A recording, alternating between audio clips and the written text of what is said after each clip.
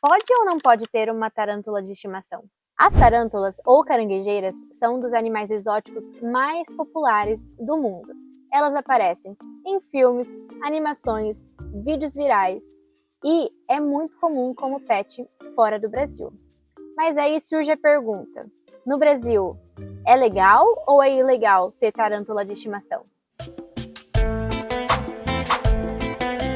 Por muito tempo, a criação de tarântulas no Brasil era extremamente restrita e, na prática, quase inexistente de forma legal, e também era ilegal ter como pet. E isso abriu um espaço para um mercado ilegal muito grande, porque existia a demanda, e ainda existe, porque muitas pessoas querem ter esses animais exóticos em casa, como pet. Porque assim, a tarântula não é um animal muito comum como pet, realmente, mas assim, tem muita gente que quer. Inclusive, eu gostaria muito, porque olha que animal extraordinário que são as tarântulas, né, gente? O problema é que esses animais eram transportados de maneira errada, tirados da natureza e vendidos de forma ilegal, e isso tudo contribui para o tráfico de animais. Mas existe um problema biológico, a microchipagem. Para um animal ser vendido legalmente no Brasil como pet exótico ou silvestre, ele precisa ser rastreável.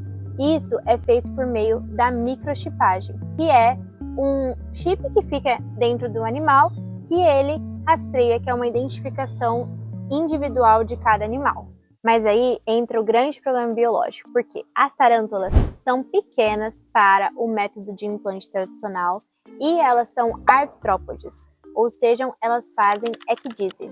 E vamos para mais um conceito de biologia. Ecdise ou muda é um processo que todos os artrópodes passam, que é quando eles fazem a troca do seu exoesqueleto, que é como se fosse uma armadura bem forte e dura, que ela é feita de um material chamado quitina. E a principal função desse exoesqueleto é da proteção do animal. Só que esse animal, com essa armadura dura, ele não conseguiria crescer, porque esse exoesqueleto não se expande. Então, por isso eles fazem a muda, eles trocam, eles saem desse exoesqueleto e aí eles conseguem crescer. E por esses motivos, o método padrão de identificação não funcionava bem para as tarântulas. Mas um ponto de virada importante veio com o trabalho de criadores especializados. No Rio de Janeiro, o criador Reserva Dracaena conseguiu desenvolver um método de identificação e manejo desses animais. Com isso, a microchipagem foi possível e então agora existe uma forma de rastrear e identificar eles de uma forma funcional. Isso foi fundamental para demonstrar que é possível manter essa espécie de forma controlada e legalizada. Com esses avanços, o IBAMA passou a autorizar a criação e a comercialização de tarântulas de forma legal no Brasil, desde que elas tenham documentação de origem, sejam de criadores que tenham autorização e também que estejam dentro das regulamentações ambientais. Mas isso não significa liberdade total, então você não pode simplesmente querer pegar uma tarântula que você vê na sua casa, aparecer na sua casa, ou que você pegue na natureza, porque não pode, tem que ser de forma legalizada, com autorização do IBAMA, de criadores legais, tudo certinho. Então é com um controle. A legalização controlada tem um papel direto na conservação dessas espécies, porque com o mercado legal existe a redução do tráfico de animais. Também tem uma redução no estresse, na pressão sobre populações naturais das tarântulas e também tem a reprodução desses animais em cativeiro, que é mais seguro. E os criadores legais são fundamentais nesse sistema, porque eles fazem uma reprodução controlada, fazem uma seleção das matrizes, eles também têm esse registro dos indivíduos e também eles entregam, eles fornecem esses animais para o mercado legal.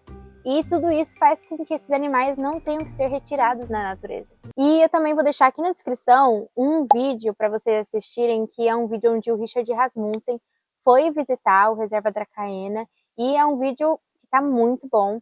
E ele mostra um pouco do trabalho deles lá, criando esses animais, essas tarântulas incríveis. E nesse vídeo, o Richard ele fez um ponto muito importante. Criadouros funcionam em uma lógica econômica, ou seja, eles precisam manter e reproduzir essas espécies constantemente, porque isso é o trabalho deles, é o sustento deles. E isso cria um incentivo para manter populações estáveis em cativeiro, o que ajuda a reduzir a retirada desses animais da natureza, também na conservação, em manter espécies, ajudar em espécies que estão em risco de extinção, ou até salvar espécies que já estão fora da natureza, que não existem mais na natureza. Inclusive, no vídeo do Richard, tem uma parte que ele mostra que eles têm acho que é uma rã, que não existe mais na natureza, e que eles têm no criadouro deles. Enquanto zoológicos e ONGs normalmente focam mais em animais maiores, mais populares e mais importantes ecologicamente, os criadouros podem focar em animais